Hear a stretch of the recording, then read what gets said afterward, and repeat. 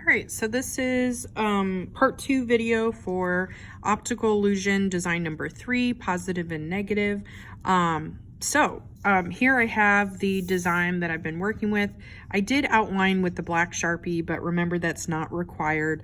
You could always outline it later, but you may want to reverse the outlining as well in your design, meaning if we're thinking about positive and negative space, when you go to work with your design, you could work with just the black Sharpie and just work with the colors black and white. So for example, the first color scheme shows the white icing with the black foil in the cherry, and then the opposite of that, switching from black to white,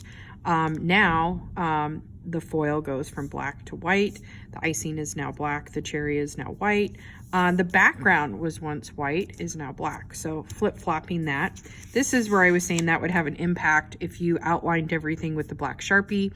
It makes it a lot harder to show an area that may have, like the black in the subject matter with the black in the background, and then you kind of don't see that edge. So that makes it harder if you want to have outlines and things like that reverse into white.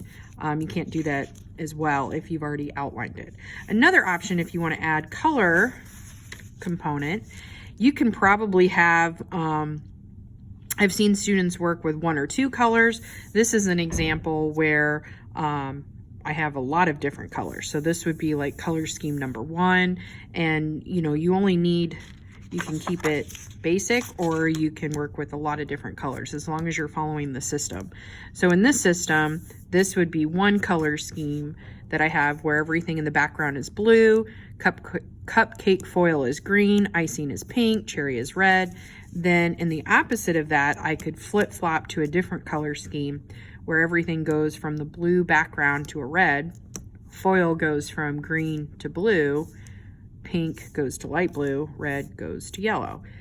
So as you can see, things can get a lot more complicated as long as it's consistent. So here is an example of that, how in each section that is created, the color choices in your design will flip-flop back and forth. So if you want to keep it basic, the example that I'm going to do is just working with 1 or 2 colors. So let's see. I'm going to get my markers out. You can also work with markers or colored pencils, just depending on what you want to do. So let's say my first cupcake design is going to be, let's say it's just blue in the background.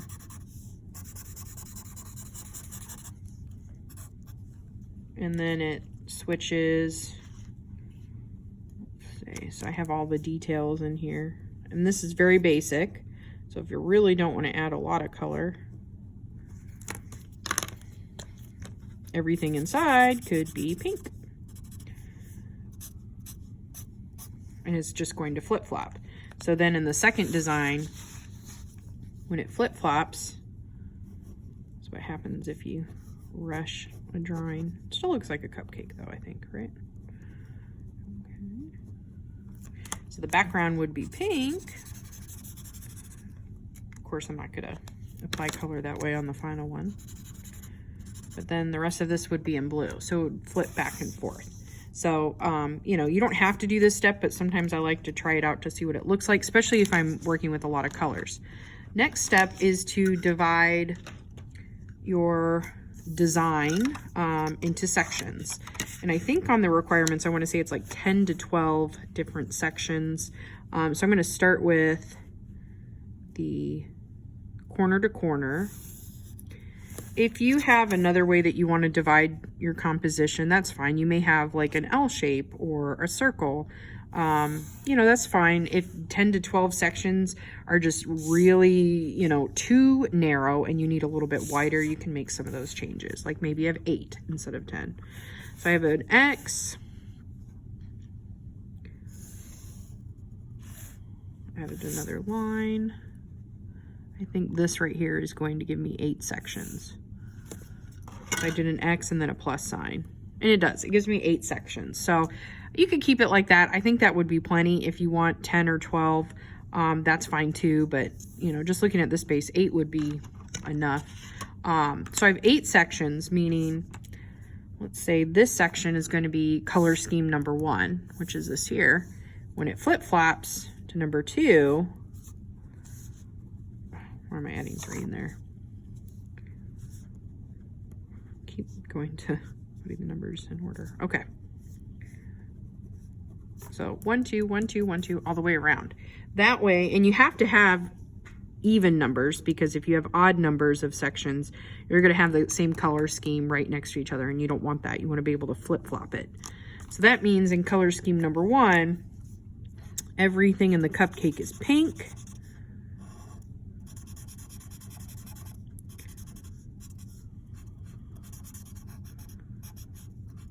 And then everything in the background is blue. Let's pretend I filled this really nice and it looks like I spent a lot of time on it. This is just, since it's an example, I don't want to spend too long on there. I think you guys get the point. And then the opposite, it's going to switch. The background becomes the pink. And then the cupcake becomes blue. And I could flip-flop it all the way around.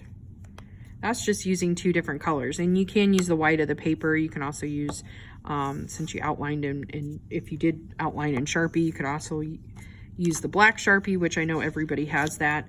But if you have other color medium and you want to add designs, like I said, you can add more design choices there. Like this one has quite a bit, but it's always alternating between color scheme 1 and color scheme number 2. Okay. All right, please let me know if you have any questions. Hopefully this was helpful, and look forward to seeing how these turn out.